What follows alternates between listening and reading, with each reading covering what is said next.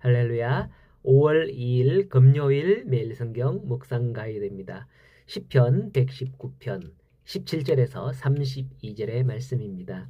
오늘은 어제 말씀드린 것 중 시편 119편의 1절, 2절, 3절 이렇게 각 절마다 히브리 알파벳 순서로 시작한다라는 그런 말씀을 드렸는데 오류가 있다는 것을 알려드리면서 좀 시작하겠습니다. 왜냐하면 1절, 2절, 3절 이런 식으로 가는 게 아니라 한 문단 이렇게 한 문단이 우리 큐티 책을 보면 구분이 가실 거예요. 한 문단이 히브리어 알파벳인 알렙, 베타, 김멜, 달렛 뭐 이런 순으로 한 문단, 한 문단, 한 문단 이렇게 기록되었음을 알려드리면서 수정하겠습니다.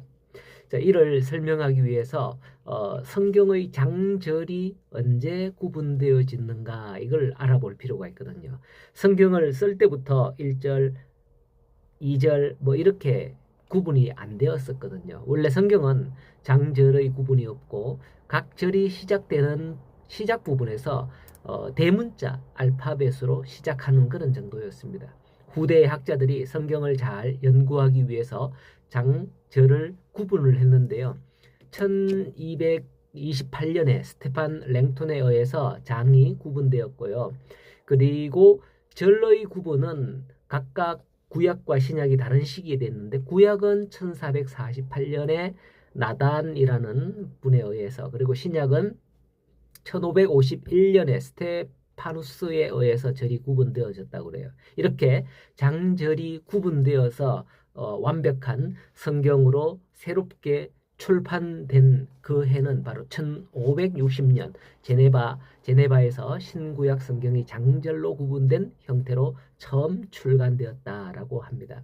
뭐 이런 연도는 몰라도요. 성경이 원래 장절이 없었다라는 것 원래는 뭐 대문자로 시작하면 여기는 다른 문단이구나 뭐 이 정도만 구분했다는 것 그것을 알고요. 또 누군가에 의해서 중세 시대의 장절을 구분했다는 것 요거 정도만 알고 있으면 아주 유익하겠다 싶습니다.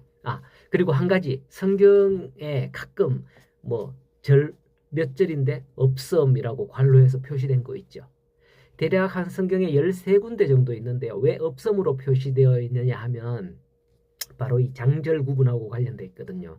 장절을 구분하고 나서 성경 원서 비교 연구가 활발해졌습니다. 그런데 이미 장절을 다 매기고 난 후에 전 세계에 다 보급하고 모든 학자들이 동의하고 통과했어요.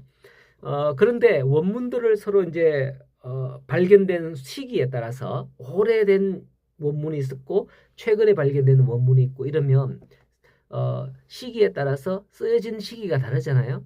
근데 훨씬 고대의 것으로 훨씬 이것보다도 먼저 쓰여진 것으로 보이는 그 원문에는 그 구절이 없다는 것을 발견을 했는데 그때는 뭐 프린터기나 뭐 인쇄기가 없으니까 일일이 다 사람들이 손으로 옮겨 적었거든요. 필사라고 하죠. 후대의 필사자가 적으면서 이 구절을 쉽게 이해하게 하기 위해서 삽입한 것으로 판단되는 그런 구절들이었습니다.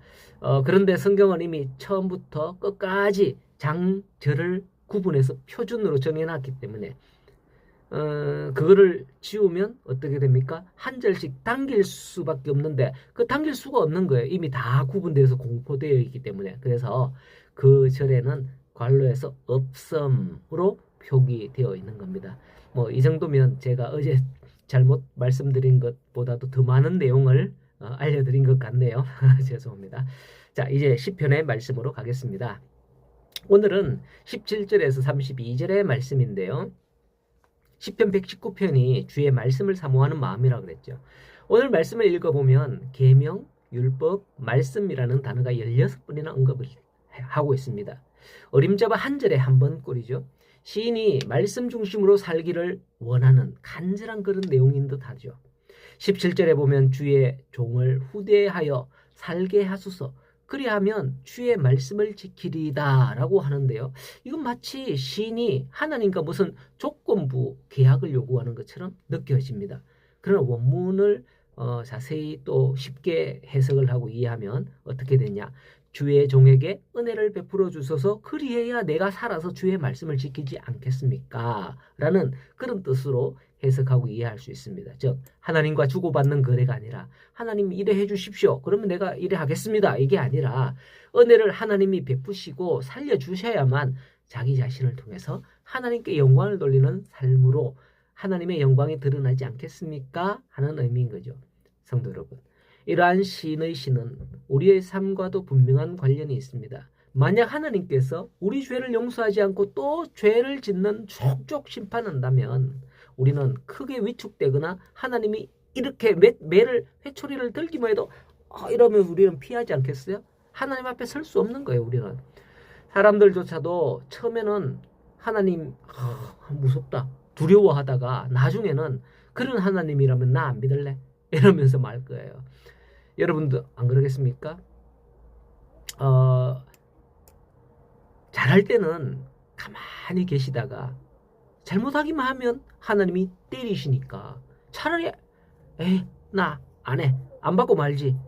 나 간다. 뭐 이렇게 주의 종에게 은혜를 베풀어 주소서 그리해야 내가 살아서 주의 말씀을 지킬 수 있습니다. 이렇게 해석을 한다면 성도에게 분명한 목표가 주어지는 거예요. 성도의 삶의 최종 방향, 최종 결과는 하나님의 말씀을 준행함으로 내가 하나님께 영광을 드러내게 해 주십시오라는 게 되는 거죠. 이거는 하나님과의 타협의 조건이 아니라 그야말로 베풀어 주시는 은혜이죠. 그런 은혜를 헛되이 하는 자가 되지 않겠습니다. 하나님께 영광을 돌려드리겠습니다. 라고 하는 거죠. 자, 이제 계속해서 18절, 19절을 보면 내 눈을 열어 주의 율법에서 놀라운 걸 보게 하시고 내게 숨기지 말아 달라고 합니다. 하지만 20절에 주의 규례들을 사모하는 마음으로 내 마음이 상하고 있다라고 하죠. 무슨 말인가요? 시인도 하나님의 뜻을 알기를 원하고 말씀대로 이루어지기를 원하는데 그렇게 이루어지지 않는다는 거죠. 그렇게 이루어지는 게 보이지 않는다는 거예요. 그래서 마음이 상하고 의심이 된다는 거예요. 하나님 이건 맞나? 하나님 계시긴 하나? 뭐 이런. 여러분들도 그렇지 않습니까? 내가 하나님의 말씀대로 살면 잘 될 줄 알았는데 전혀 그런 기미가 없어요. 말씀을 믿고 기도했는데 이루어지지 않아요. 그래서 마음이 상할 수 있다는 거죠. 왜요? 21절에 보면 교만하여 저주를 받으며 주의 계명을 떠나는 자들에게는 곧 꾸짖으시는데 악인들에게는 적시로 그리하면서 왜 의롭게 살고 말씀대로 살려고 주님을 믿고 주님께 구하는데 주님 왜 내게는 응답하지 않나요? 라는 거죠. 그렇습니다. 내가 하나님을 믿는데 하나님은 도무지 응답하지 않는 듯한 그런 경험을 할 때가 많지 않던가요? 그럴 때에 마음이 상한다는 거예요. 속상하죠. 하나님 내 기도 들어주지 않고. 심지어 사람들이 그런 나를 비방하고 있다는 거예요. 야, 너 예수 믿는 거 맞나? 하나님이 어디 있어? 봐라. 이런데 나를 비방하고 있다는 거예요. 사람들이. 그렇게 22절에도 기록하고 있습니다. 그렇다면 우리는 그때 낙심하고 좌절해야 될까요? 시인을 보면 아니었습니다. 23절에 보면 고관들까지 나를 비방했지만은 나는 그때마다 주의 율례들을 작은 소리로 읊조렸고 지나온 삶에서 나타났던 증거들로 인해서 즐거워하며 그 당하는 비방을 견디고 견뎠다라고 하고 있습니다. 그러므로 오늘 우리에게도 하나님이 적시로 응답하지 않는 듯 할 때가 많은 거죠. 그때마다 낙심하지 말고 지금까지 살아온 인생 그 삶을 돌아보면서 그때 하나님이 그때 나를 이렇게 도우시고 나를 이렇게 인도하셨구나 라는 것을 돌아보기를 원해요. 물론 그것도 그때 당시에는 몰라. 한참 지나고 나서 보니까 그걸 깨달을 때가 많죠. 우리가 보면 어떤 고속도로 차를 타고 가다가 그죠? 그 차선 위에 있을 때는 모르는데 지나온 길을 되돌아보거나 아니면 내가 가야 될 길 저 멀리를 보면 이렇게 굽어 있는 그런 도로가 많잖아요. 근데 그 위를 지날 때는 모르거든요. 예, 그렇습니다. 우리 인생도 마찬가지. 당시에는 몰라요. 한참 지나고 나서 보니까 깨달을 때가 많죠. 그때 하나님이 나를 이렇게 인도하셨구나 하는 것을 감사할 때가 있는 거예요. 그 일을 증거로 삼고 기억하면서 항상 승리한 삶이 되기를 소원합니다. 이제 25절 이하의 말씀을 보면 그리할지라도 내가 주의 말씀을 내 목전에 두겠다고 그 말씀대로 달려가겠다고 고백하는 내용의 시입니다.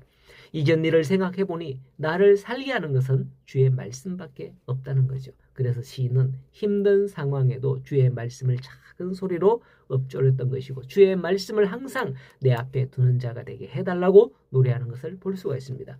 오늘도 우리가 기도해도 하나님은 침묵할 때가 있는 것입니다. 그러나 그것으로 낙담하지 마시기 바랍니다. 시인이 언급한 것 같이 지금까지 내게 주신 증거들을 삶에서 돌아보기를 바랍니다. 그리고는 오직 말씀만이 나의 힘이 된다는 걸 기억하고 주의 약속의 말씀을 항상 내 앞에 두는 자가 되기를 바랍니다. 오늘도 이러한 말씀으로 내 마음의 중심에 두고 살아갈 때에 항상 주의 인도하심이 바로 이것이구나 라는 것을 경험하는 하루가 되기를 간절히 소원합니다.